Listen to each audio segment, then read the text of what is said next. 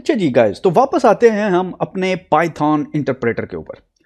अगर आप थोड़ा सा गौर करें, यहां पे आपको पाइथन के आगे एक नंबर नजर आ रहा है, लिखा हुआ है 3.0.8.3 और डिपेंड करता है कि आप किस वक्त इस कोर्स को ले रहे हैं। हो सकता है यहां पे 3 के बाद 9 हो और कोई और वर्जन हो, लेकिन ये 3 फिक्स रहेगा। जरा नीचे आते हैं, यहां पे देखिए लिखा हुआ है पाइथन वर्जन और यहां पे 3 और आखिर में लिखा हुआ है 2.7 और लिखा हुआ है एंड ऑफ लाइफ। तो बेसिकली शुरू की कहानी हुई क्या, ताकि आपको ये कॉन्टेक्स्ट समझ में आ सके कि पाइथन 3 और 2 क्या चीज है, ये मैं आपको यहां पे समझाने लगा हूं। अब जरा गौर करना आपने। गुइदो वान रॉसम, जो कि एक सॉफ्टवेयर इंजीनियर था नेदरलैंड की कंपनी में, जिसने ये बेसिकली पाइथन प्रोग्रामिंग इजाद की, 2008 में उसने ये नोट किया कि यार ये जो पाइथन वर्जन 2 है ये वो वर्जन नहीं है, इसमें कुछ सुकम है, इसमें कुछ ऐसे इनहेरेंट प्रॉब्लम बिल्ट इन आ गए हैं जो कि फ्यूचर में जिस तरीके से टेक्नोलॉजी इवॉल्व हो रही है ये उसको अडॉप्ट नहीं कर सकते। ठीक है, तो उसने कहा अच्छा यार हम एक मेजर स्ट्रक्चरल चेंज करते हैं। अब मेजर स्ट्रक्चरल चेंज जो थी वो यही थी कि पाइथन 2 से पाइथन 3 की तरफ शिफ्ट की। हाउएवर कंपनीज को जिन्होंने अपने कोड्स को 2.7 में लिखा हुआ था, बहुत ज्यादा टाइम लगा पाइथन 3 में शिफ्ट होने के लिए। उसकी रीजन यह है कि जब शुरू में पाइथन 2 आई तो बहुत सारी कंपनीज ने अपने कोड को पाइथन 2 में लिखा। अब पाइथन 2 में जब लिखा तो हुआ यह कि बहुत सारी लाइब्रेरीज, बहुत सारी डिपेंडेंसीज, क्योंकि आपको पता है कि पाइथन 2 ओपन सोर्स है और लोगों ने बनाई हुई थी, वो पाइथन 2 में बनाई हुई थी। जब पाइथन 3 में शिफ्ट हुई तो पाइथन 3 में कोई लाइब्रेरी थी ही नहीं। लाइब्रेरी किसी दूसरे का लिखा हुआ कोड है। जब एक गाड़ी बनाते हैं ना आप, तो टायर आप किसी से खरीदते हैं, इंजन आप किसी से खरीदते हैं, बॉडी खुद मैन्युफैक्चर करते हैं।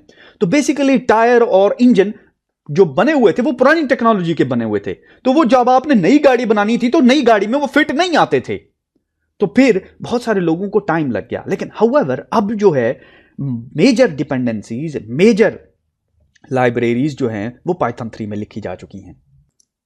मिसाल के तौर पे अगर मैं गूगल में लिखता हूं पाइथन 3 रेडीनेस और पहले लिंक को ओपन करते हैं, तो अब यहां पर आप देखिए कि 360 लाइब्रेरीज में से 360 की 360 जो है वो लिखी जा चुकी हैं पाइथन 3 में।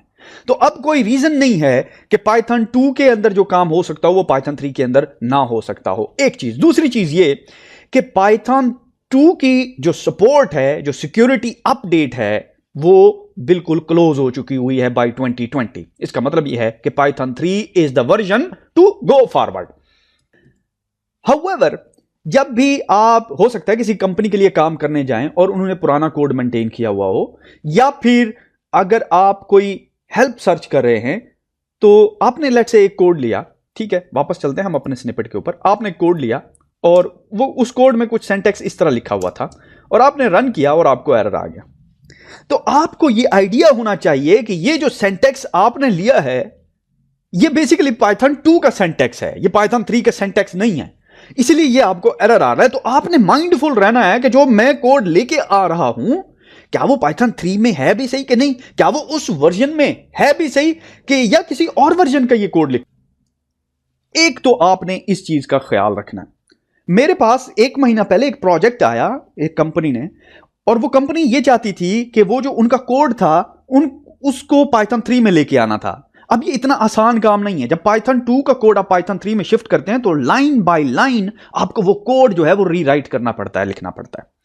तो बहुत सारी कंपनीज अब पाइथन 3 में शिफ्ट हो रही हैं। तो एक चीज तो आपने ये ध्यान में रखनी है कि पाइथन के 2 वर्जन हैं, एक ओल्डर वर्जन है 2.7 और एक वर्जन है 3। हम 3 में जा रहे हैं क्योंकि 3 जो है वो is the version to go for the future, ठीक है, क्योंकि यही वर्जन है जो कि आगे फॉलो किया जाएगा।